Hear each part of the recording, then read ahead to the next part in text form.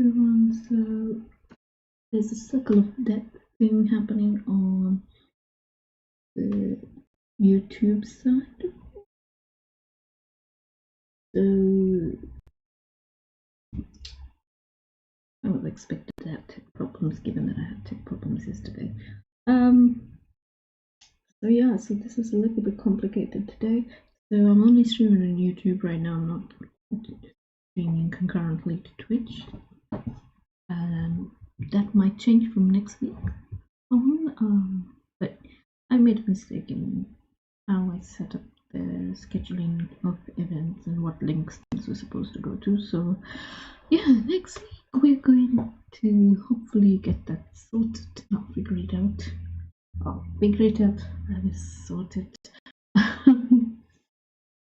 Because I'm working with OBS and I would love to work with Streamlabs OBS, but Streamlabs OBS does not want to play nice. So yeah, here we are.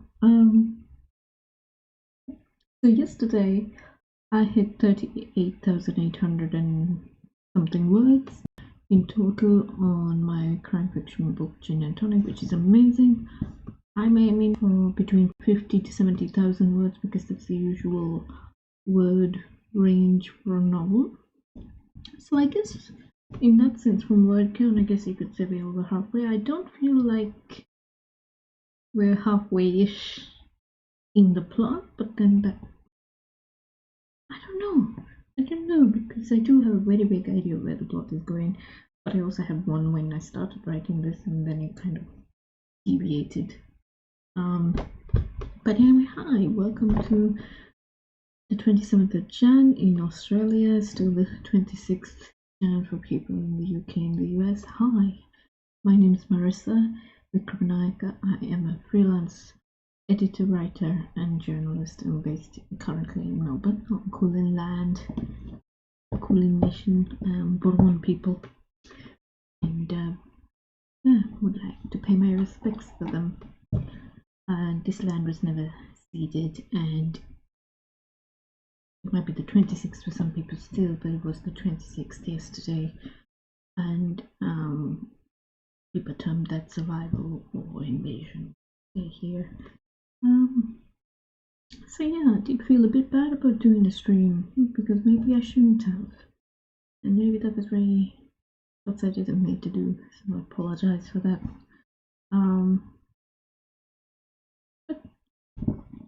Coming to you from a column, and so I've written a lit fic novel, and I'm writing a crime fic novel, and I wanted to have a somewhat regular writing habit so that I just could get through all the book ideas I have, and just get them down onto paper and into a draft form and like start really working on them. Because otherwise it was just getting put off and put off and put off. So this is something I've tried to put together so that it's free and that other writers can join, and you know, especially because we're isolated, like feel some company at least while they work on whatever projects they will do. But if people have other projects that aren't books, like come, if you're painting a picture or something, even like, you know, then it helps like turn up and let's do stuff, you know. So yeah, I was hoping it would help people, but also like people do come and they do have questions, I'm quite happy to answer them.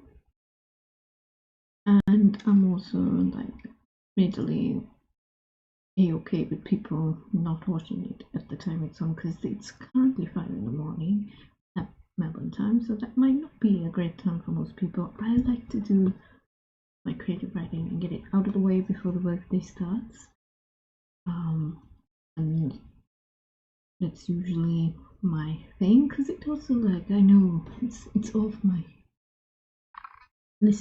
to-do list of things. It's not sitting there going niggling in the back of my mind going, you haven't done me yet. Yeah, when are you going to get started and stuff? So yeah, I like to do it and then feel accomplished that I've done it, but also happy, because writing my books does make me happy even when like I'm stuck on things. Like, yeah, even if I haven't written like the amount of words that I would like to write that day. It's very good for me, I think. And I work a lot with words, and that's, like I said, I'm an editor and I'm a journalist, so I'm always working with words. And once I've done all my work with words, it can be really hard to then turn around and try to summon up enthusiasm or energy to work with more words, but like in a creative form. So, and it's also partly for that reason that I handwrite my books. Then you do see it right, but like I write my books by hand, and I think it's just to keep me away from the screen, because when I edit, I'm often editing either hard copy on paper on something that's typed, or I'm editing on screen. Like right now, I do have this massive, huge book to do final edits on, and it's driving me up the wall. It's taking longer than it should, and Word is not playing nicely. And I'm getting that error where I'm trying to correct sentences and things, and it just suddenly randomly will skip things. I get about 2 lines in done of corrections, and then it wants to take me to the end of the document or something. I don't know what's going on. It's very frustrating. It's very annoying, and I would like Word to stop doing it, please. Because it just slows me down massively, and I've got a ton more things to do. But yeah, that's what we're doing here. If you want to read my crime fiction book at any point, I do put the very ugly rough draft version as I write it in bits up on, and that means I haven't even really, I'm doing it chronologically as best as I can, but I haven't really finalized where things are going, and things come from all sorts of directions and places. So you get to see the whole messy process of writing if you follow me on Patreon, and if you subscribe to me, then you get like 2 updates a month or something like that. And yeah, you get to, there are a couple more tiers for journalism and writing resources and things, but you get the basics if you follow me, if you sub to me on Patreon. If you want to read it right now, you can always wait however many years it's going to take me to get to publish it. Entirely different story. So yeah, that's what we're doing here. I'm actually going to be working on a scene that is about a couple of minor characters, though this only characters tend to do this in my novel. They tend to turn up and then let me know how much of a part they play, right? Whether they're a smaller part or a bigger part. Like I sort of categorize them into like major and minor in my head, but obviously they're degrees. So these 2 characters are slowly becoming more involved than I expected them to be, but that's okay. That's totally cool. The characters drive the plot. So like I had a very different plot outline when I started this book. The major things are the same, but what I thought was going to be the case, for example, changed. This book is set in Sri Lanka, by the way, with a cop and 2 teenage sisters who are the main characters, and a whole host of aunties. And there's an auntie glossary with it.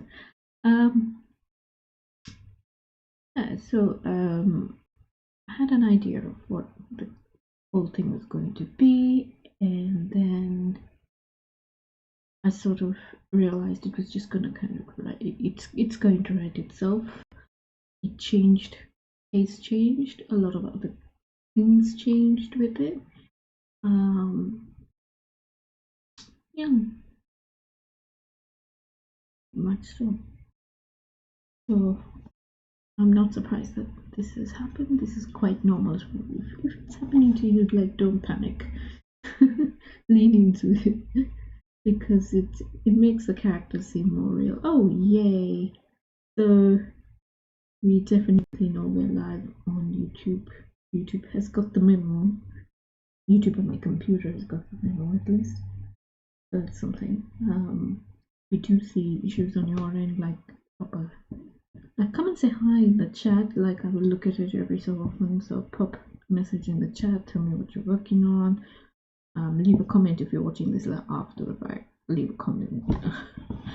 I want to see what people are doing, and if you've got questions, you can ask me. So that'd be, you know, I have a unique experience. A lot of editors don't necessarily also write, so I do both. So you can. I'm an editor who very much is involved in the writing experience and knows what that's like and stuff. You can ask me all sorts of questions. About my process or anything you've come across as well. I have a feeling that and there's a playlist as well. Like I said, you can put these live streams on at any time you want and watch them, and there's a whole playlist for them. And yeah, just if it helps, I hope it helps. There are lots of other people on here who do really wonderfully produced live streams of all sorts, and study with me, work with me, write with me, stuff. So check them out. And I actually know one editor over on Twitch called Element Eds on Twitch, who does edit with me, which is brilliant because I thought I was kind of thinking, no, you can't do that. I'll never get anyone's permission to show their work on screen. So yeah, it's really interesting. So I'm going to let me see if I can pop something up here where people can see it.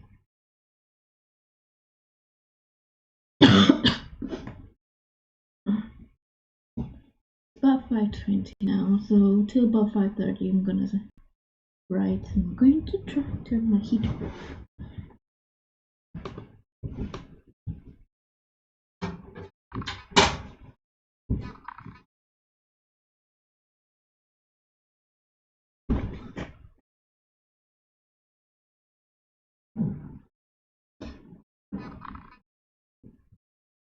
So I'm in my office and I don't have a great backdrop for any of this because my books are actually all in front of me. I have a hutch.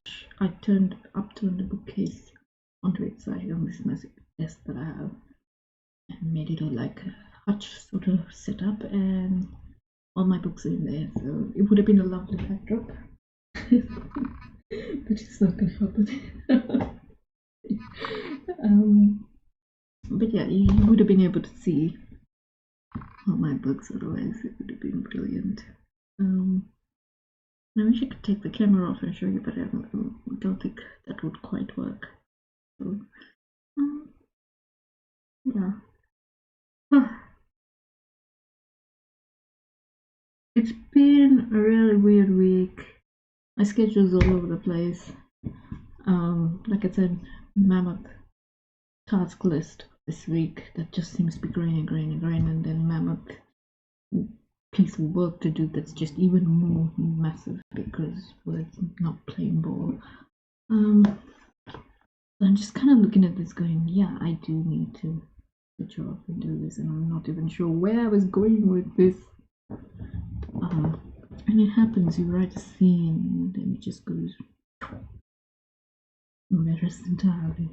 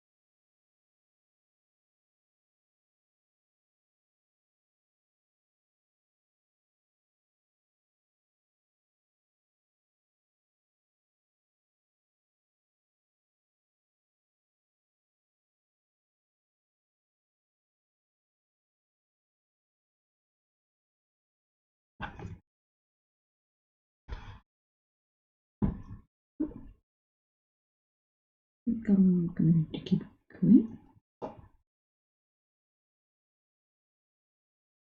To see where you come from.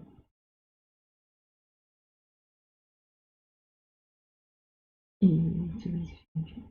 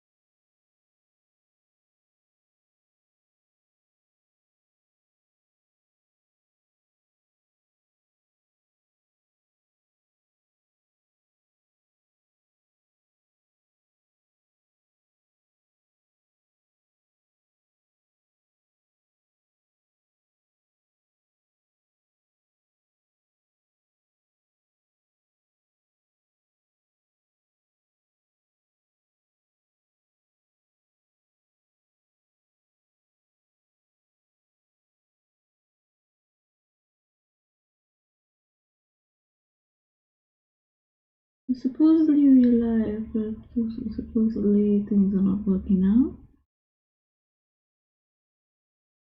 What is this new? Very frustrating.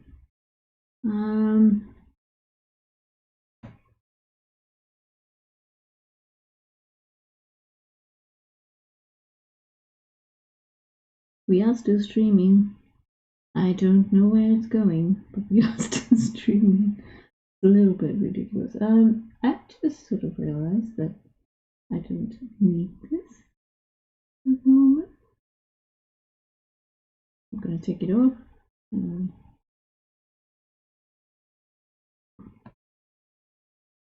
Ta-da!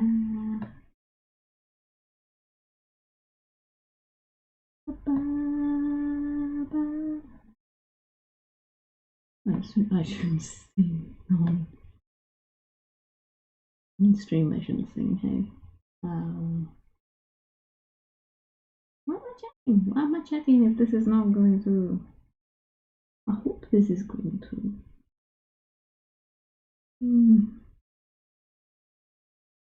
I don't think I want you to tell me if it's going.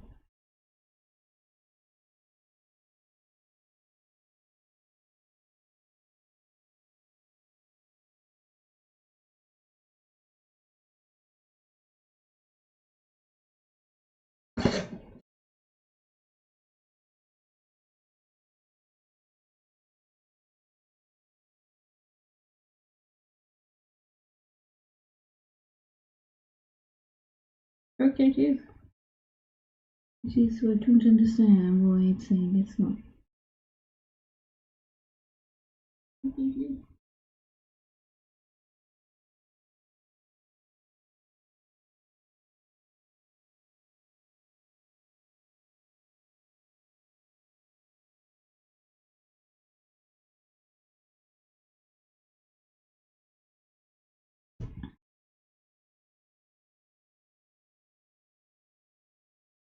Google does not know what is happening, then maybe they cannot say anything.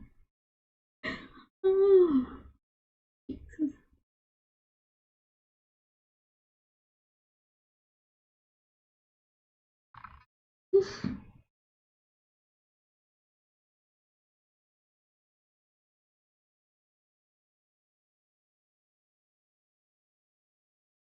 I wouldn't much. I'm trying to get back into what I was into the frame of mind I was thinking about when I was writing that scene, so that I can start from where I stopped and somehow get to it. I was trying to go with that scene, and like I know overall what I was trying to do, but there was like I don't remember the details, so I need to be stuck.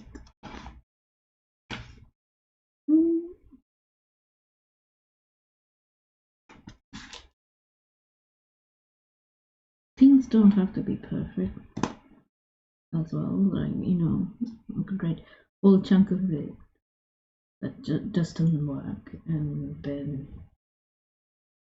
finally figure out what is happening, probably about 5 minutes before my time is up. Yeah, 5 minutes. Scribble out on the pages. Probably what's gonna happen. Oh, and I'm drinking sherbet cordial. So I'm drinking cordial in an effort to make myself drink more.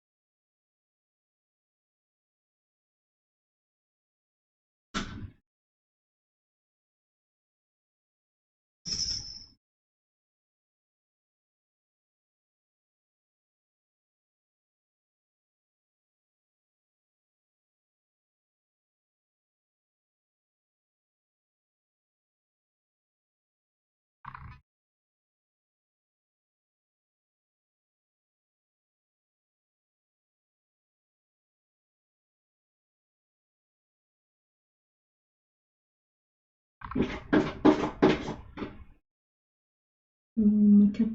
cat is acting up, so I'm going to go open the door.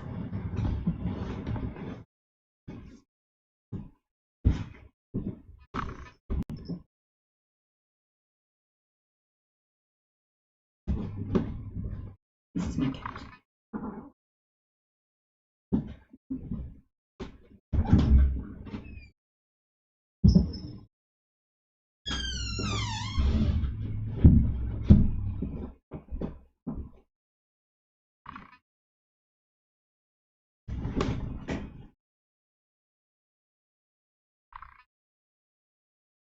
I'm trying to get into the voice of this minor character. Two people having a conversation, and I'm trying to get into the voice of one of them and figure out it's not going to be a normal conversation that they have. They know each other through very strange circumstances, and so the conversations they have definitely are not normal.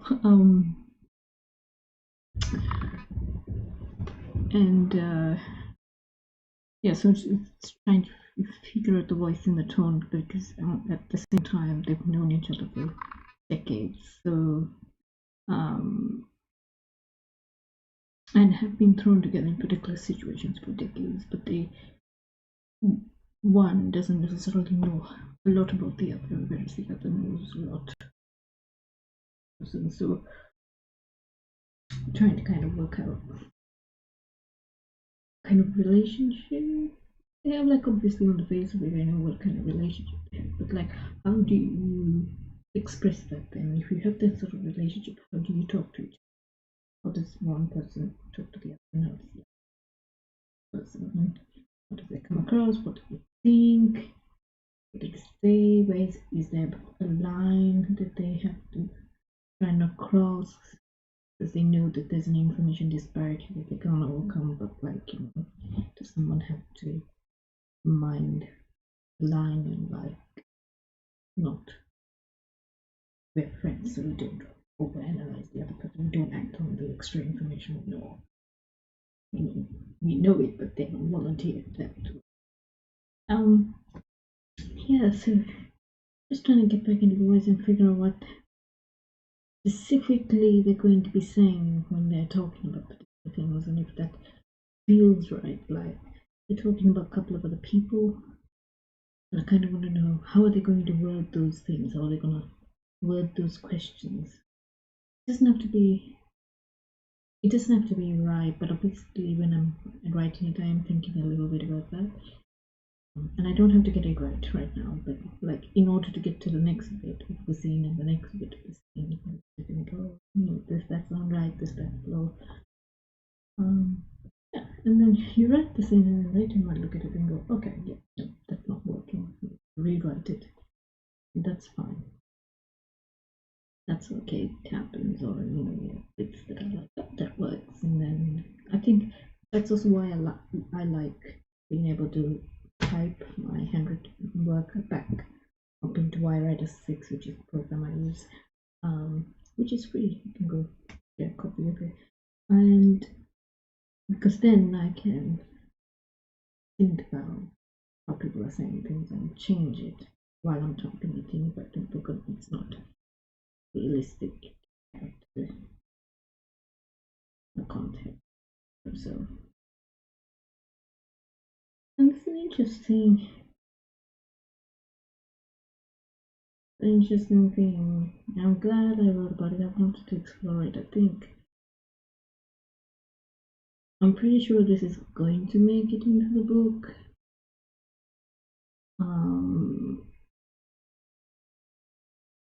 I just don't know. Like, I think these last two scenes, so this scene and the scene before that I typed up yesterday, are definitely going to be in the book, but other scenes that might be tangentially connected to this one, like, I don't know if they will be in the book or not at this point. Because when I write each scene. I usually have an idea of what the next scene should be. At the time, so like most of the time, 60% of the time, I have an idea of what the next scene needs to be, what will follow on from scene writing. I'm working out like the logistical bits of it, like, does it make sense for someone to be here at this particular time, these particular days, that how things work, and does that fit with whatever system they have for X thing in the real world, and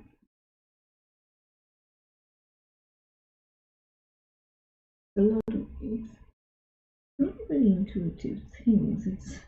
It's why like it's very hard for me or any other writer sometimes to tell people who want to write like how to write things, because it very much depends on your plot. And even if your plot sounds a lot like a lot of other people's plots and things, and you go, oh, it's a hero's journey, or oh, it's this, or oh, it's that, or still varies enough that you have to kind of look at it by itself. So as an editor, when I look at it, that's what I look for. So as an editor, I think there are no. You see some trends of errors in some genres, but there's never anything that you expect to find in every single piece that comes across your desk. So you have to read it.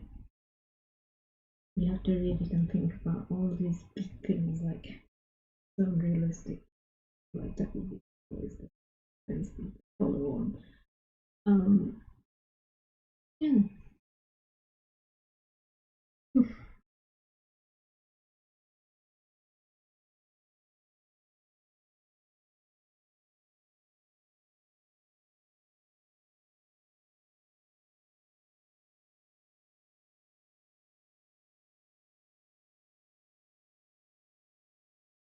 I'm trying to figure out if everything I wanted them to discuss has been discussed in the scene.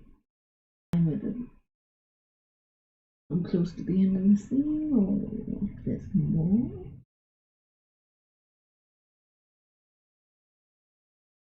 And then, if this is the end of the scene, what is the next?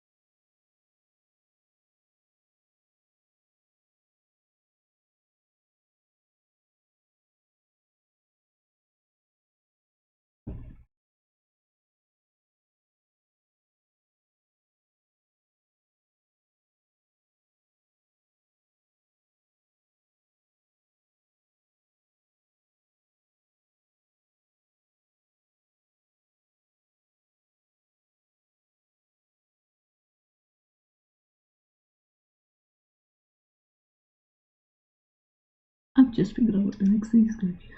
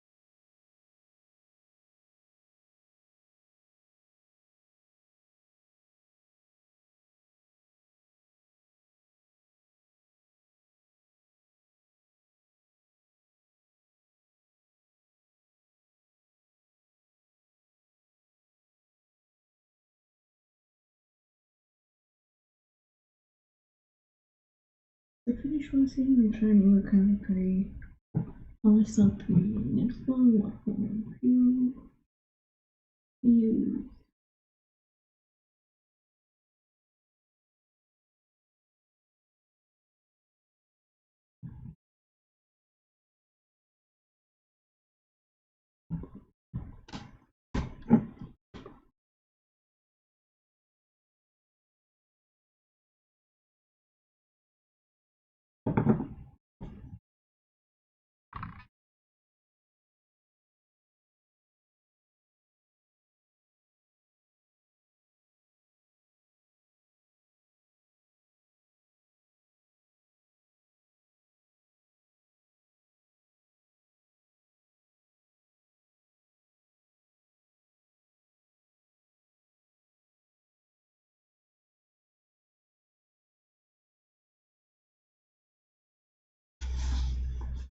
I think I'm going to do from my main character's point of view.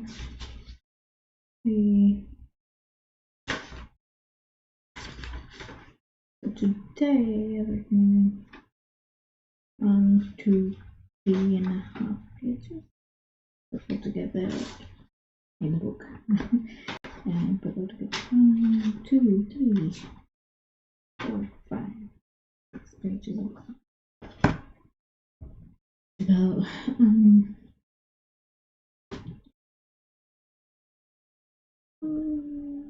maybe 900 words. So I assume it's about 150 words per page, about 900 words or so, I think, in this scene.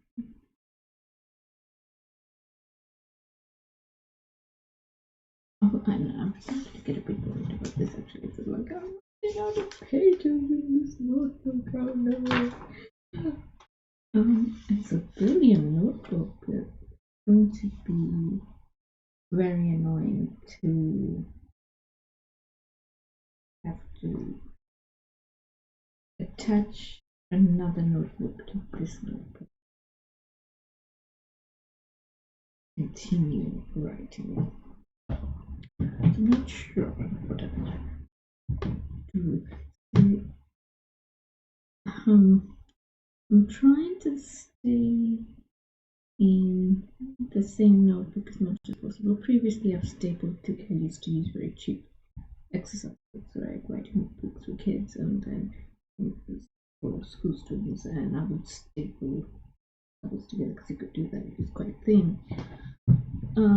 That was easy because then it felt like just one big book. But this is a harder cover, so I'm not sure how that's going to work.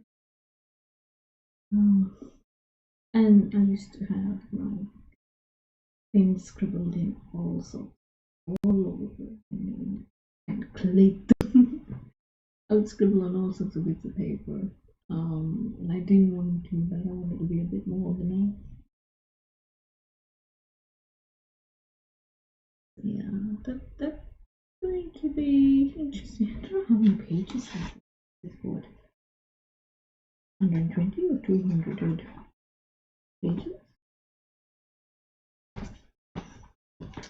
And it's actually a moleskin. Oh, we have a. Oh my god, the stickers that we did. It's an actual moleskin book, but it's not.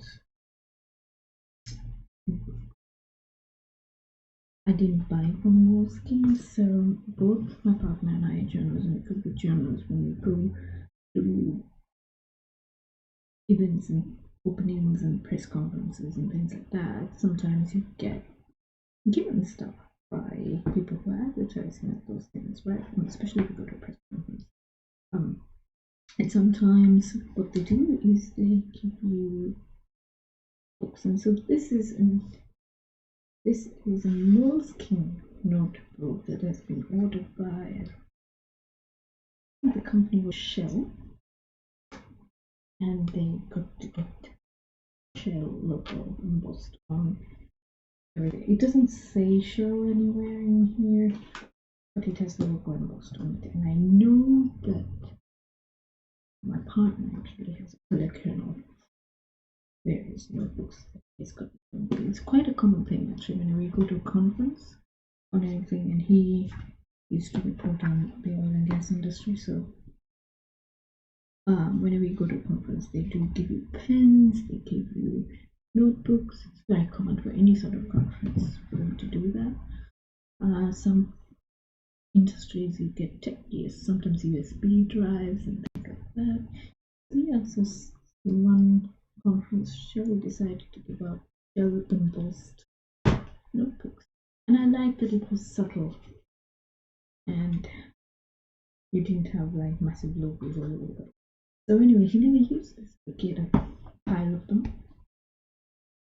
And then when I started dating him and I moved in with him, and actually probably even before I just stole it. And like in here we've got research. Oh, this is good. I forgot that I put research notes at the start. So I was trying to be a bit organized with this. So what I did was, oh, I have my address, but I have a little bit of an index. Not much, because after this I started writing scenes, so it just seemed a bit weird. Index them. Then I have research notes on the Sri Lankan police systems. This is the hierarchy, I think. These are the departments. And then a few more questions I had about research. And then I think I wrote out a proper list of some of my research questions at that point. And I've got a couple of books and I was reading up on the legal system as well. So those are my notes on that. In case I needed to reference it somewhere.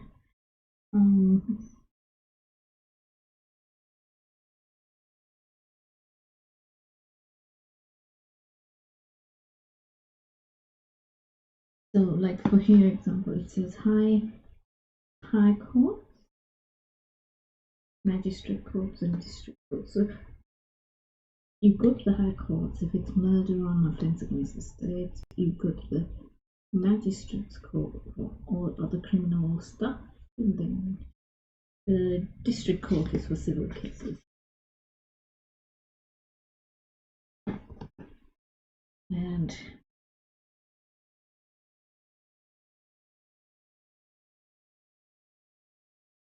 yeah, just trying to work out what the hell would constitute a civil case. Like, does robbery constitute a civil case or criminal case? I would have thought robbery is criminal.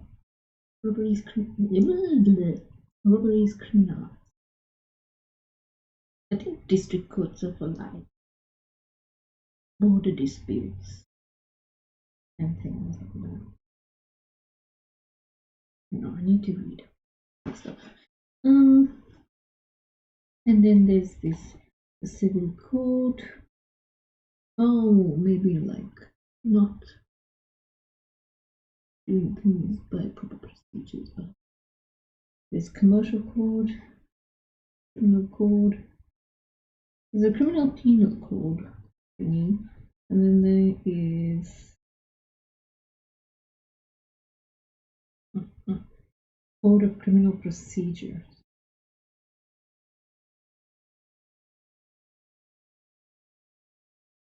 I think criminal procedure lays out how they do stuff. Criminal code lays out what is criminalized. Commercial code, what commercial law. Civil code, the code of civil procedure. So that's like how you go about doing that. And then I tried to write about all my notes about reading this book called The Police War in Sri Lanka, but just to kind of get a lot of history.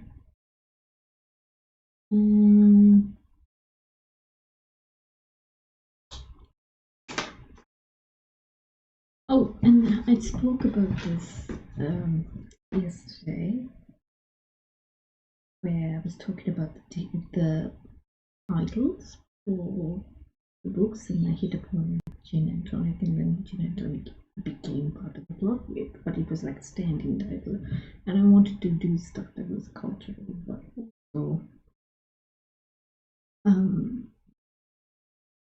had this thing of something, and it rolled off the tongue, and I had a list. I remember having a list, and the only one I could remember off the list that was in Gin and Tonic was chili and lime, and that would be themed around superstitions a little bit, because you hang chilies and limes, or things of the common superstition.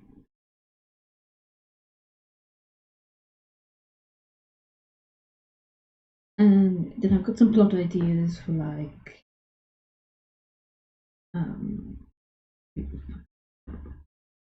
like cases, potential cases. So here the list I had was mangoes and chili. I don't know if it must be mangoes and chili or chili and mangoes, but anyway, mangoes and chili. But that kind of goes with the chili and lime thing, so I'm not sure if I want to repeat that. So the coriander and ginger. I like coriander and ginger. Yeah, ginger and coriander. You know, because like in England, for example, you can say rosemary and thyme. I think I'm gonna go with coriander and ginger. And then cinnamon and tea.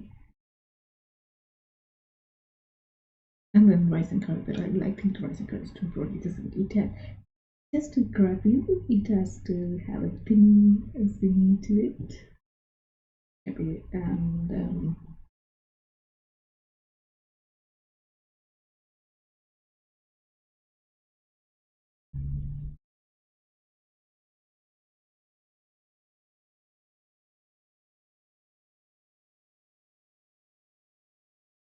And oh my god, it's so funny. I actually had written like things, thought ideas in the come to my mind. Sometimes part of the scene comes to my mind as well, and then I write a little bit of that, just because I think totally like, you know, it's my brilliant 4 in the morning idea or whatever it is. No, I don't want to get it. So yes, there's this idea about something happening during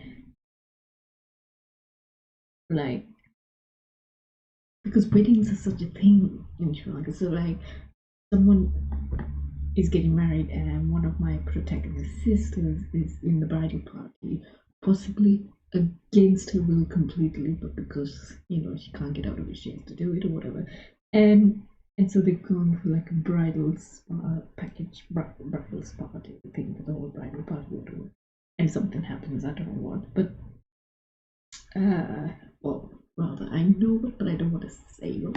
Like, that takes the fun out of it, but I want to give you enough context because I've actually written like one line of the scene that just occurred to me, and I'm taking a big bite because I wrote this probably a couple of years ago. So I'm still like ha ha ha. And it reads, "It was between the last layer of polish and the clear top coat when she heard the scream." And I'm just like, yeah, people getting their nails done and this scream. And I think it's a great opening line. I think that's a brilliant opening line. So, like, just imagine that just sets the thing. And, like, you can explain that she's at a bridal party, etc. later, right? So, I think that's a brilliant opening line. But this book, the book I'm writing, right? I think the opening line is something like, I can't lift it up for you.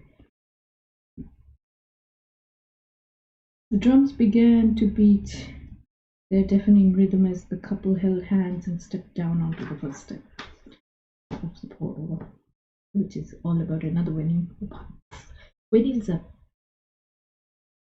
there's probably going to be some wedding related thing in everything. It's not because weddings are on my mind or weddings are on the protagonist's mind, but they said the same. But I think, like, because this first book is a lot of getting to know the characters and the settings and what's going on,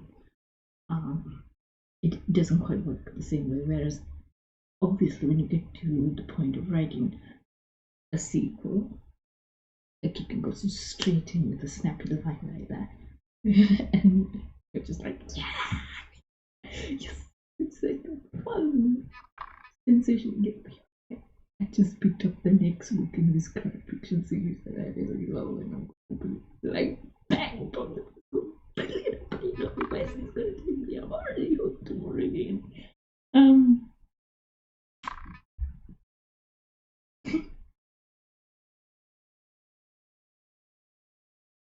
And then yeah, I have all these other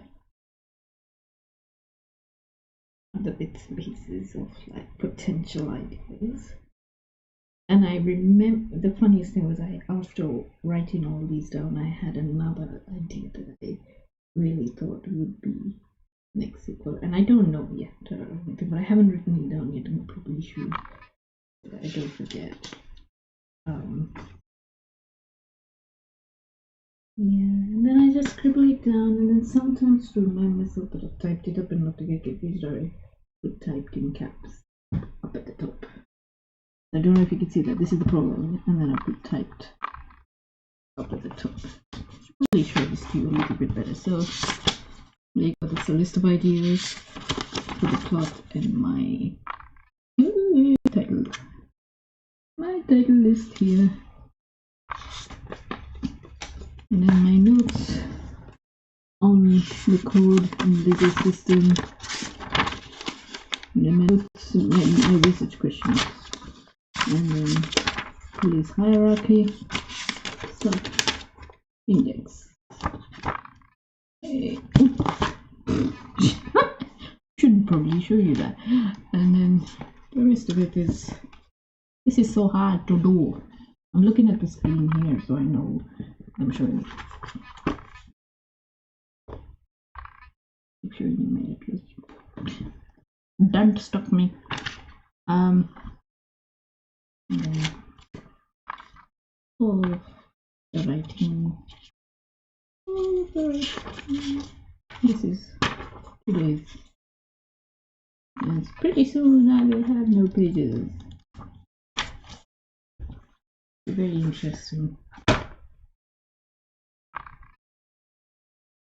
But yeah, I write by hand in the first instance because it just feels a little bit better for me, and it's so funny because I absolutely don't like transcribing. Who does, to be honest? So I want you to open this so I can see if it would tell me how many pages there are.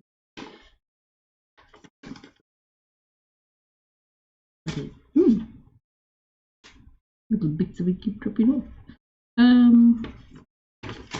It doesn't seem to want to tell me anything other than Moleskin's history in all sorts of different languages.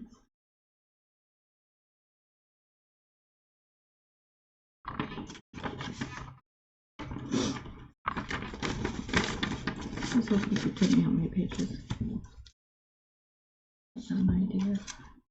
Anyway, never mind. Yeah.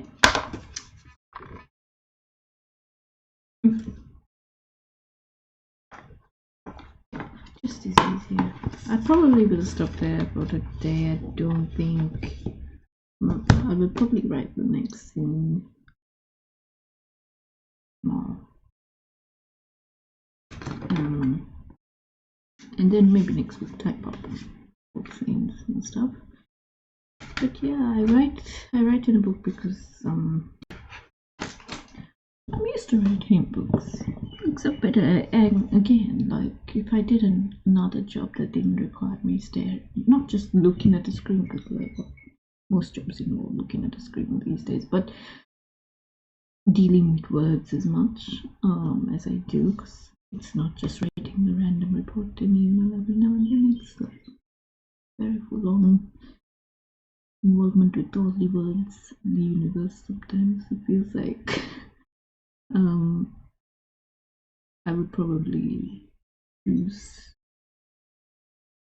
to do a bit more typing than writing by hand. But like, yeah, that's what I do. That's what I'm used to. And people sometimes think that's very strange. I haven't met very many people who write by hand and then type it all up. I've met a lot of people who just happily like go, oh, you know, Scrivener works for me, and it just go whatever on the laptop, and I'm just like, oh, yeah, no.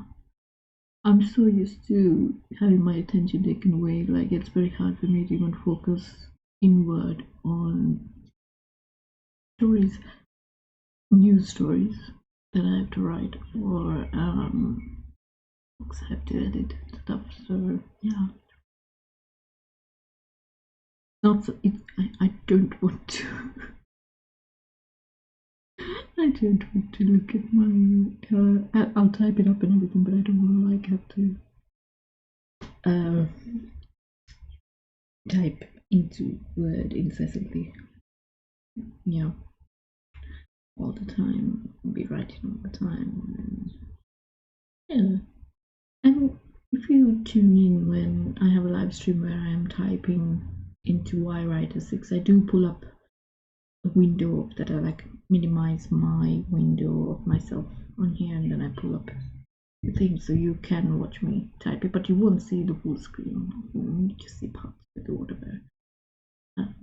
Yeah, you can follow along, and you can follow along on Patreon. So at any point in time, if you do subscribe to my Patreon, you can subscribe for $1 a month or $2 a month if you want, and you will get access to all my musings about the different characters and stuff that I'm writing about. You will get 2 updates each month. 2 updates each month with the latest scenes that I've written for the book, and you can see how messy the whole process is, and learn a lot from like how I'm going about it and stuff. Yeah, and then the higher up you go, there's more stuff. That's really cool, I think. But if you want to read it and you don't want to wait until it gets published, etc. And you could follow the whole thing along if you want. It's only $12 a year. It's up to you. It would help because the money from Patreon will go to either funding other writers who are pretty cool and other artists who are pretty cool. I do that a lot. I like to try and give people money to do stuff. And I also use it.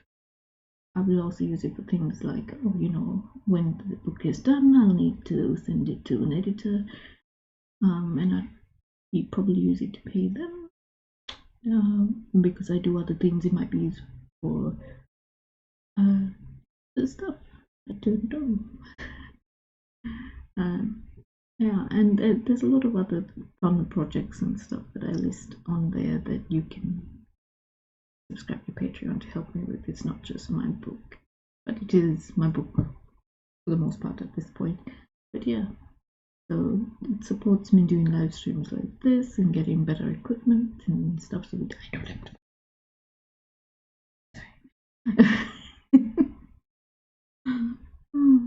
Yeah. Oh yeah.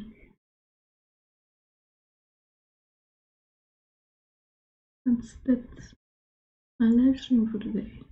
I'm so tired. I'm so tired and so much work to do. I seem to be living in my office this week. I think I might end the stream early. Only 6 minutes left. I'm not sure what else I can chat to you about. If you want to hire me to edit stuff, I am taking on new editing clients. Probably want a bit of a break from editing clients. So individual clients I'll probably take on for editing work after the end of February, and so start of March. If you're a publisher, that's a different story because quite often it's a proofread or copy edit. So yeah, if you're a publisher or if you're a publisher, I'm available. But if you're an individual client, I'm available 1st of March for any editing work. So in the description you'll find links to my Patreon, you'll find links to my social media, you'll find links to the playlist of all these live streams, and you'll find a link to my website as well, where you can go look at my services and how much I charge for things. I do offer mentoring as well, both you can directly talk to me about that, or you can go through a couple of organizations I do mentoring through. Do that for freelancing, editing, writing, journalism, books. And yeah, and if you want to commission me to write something, well, you can do that.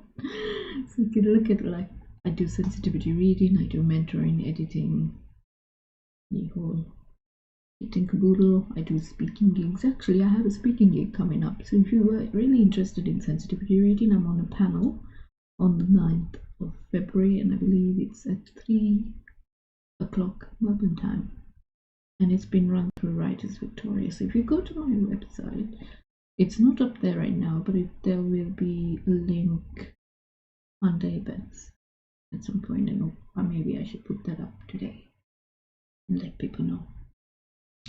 So yeah, so you can come see me, and I think that's going to be a digital event, so a lot of people can attend and ask questions, and we're going to be jabbering all about sensitivity reading on the day. You can ask us all about that. Sometimes what that involves. Yeah.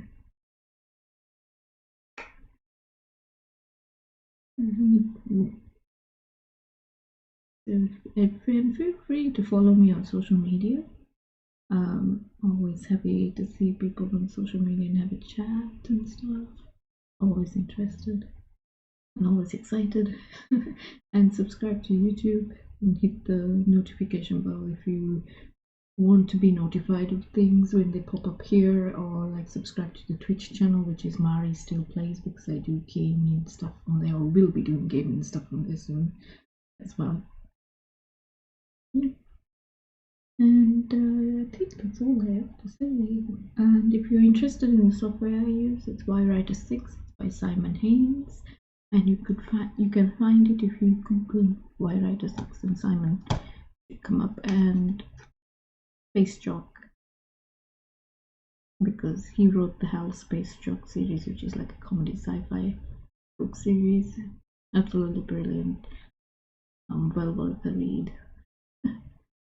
And he's a great programmer. The software is free, and it really is very, very useful because you can move stuff around, and unlike Word, it doesn't seem to want to crash. So it's brilliant for however you want to structure and write your stories. So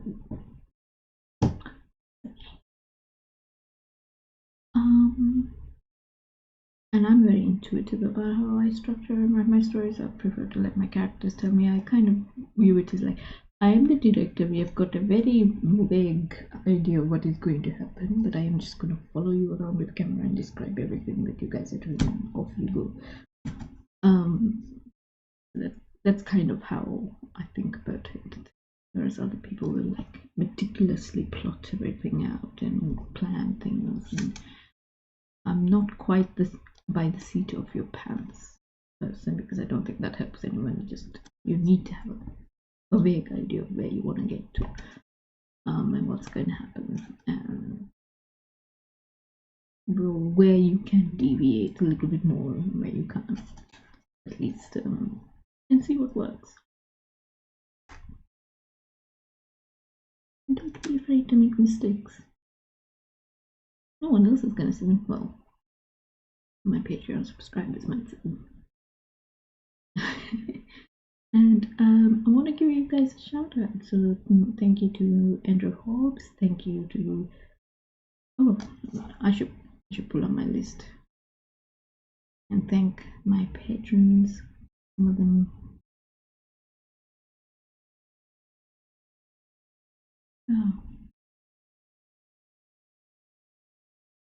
Okay, figure out how to look at them.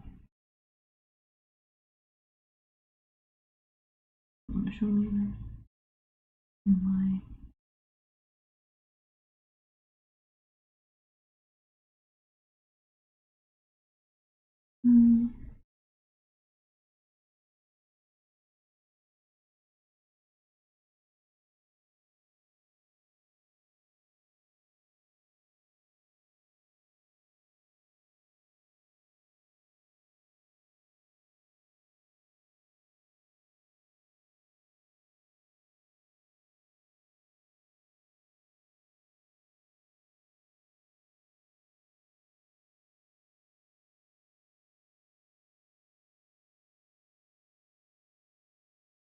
Oh gosh, what is it? So I just want to say off the top of my head to the people I can recall. So some of them. Thank you to Andrew Hobbs, who is a $1 patron. Thank you to Creatrix Tiara, and to I think Kathy Potter. Is that right? Kathy Potter, Creatrix Tiara, Andrew Hobbs, and one more person. His name I've forgotten. I am so sorry. I'll have to possibly Molly. But yeah, I will write all this down and thank you guys properly in the next one, maybe tomorrow. Thank you for being here. Feel free to leave a comment and chat and things. I'm sorry if I missed messages in the chat and stuff. And yeah, I will see you tomorrow at 5 in the morning Melbourne time, and let me know what times you would prefer these to be at, what would work better for you. It's all an experiment. and we'll see where we go. Thank you. Bye. Have a great. I hope you have a great rest of the day, and if you're somewhere else in the world, I hope you have a great night ahead.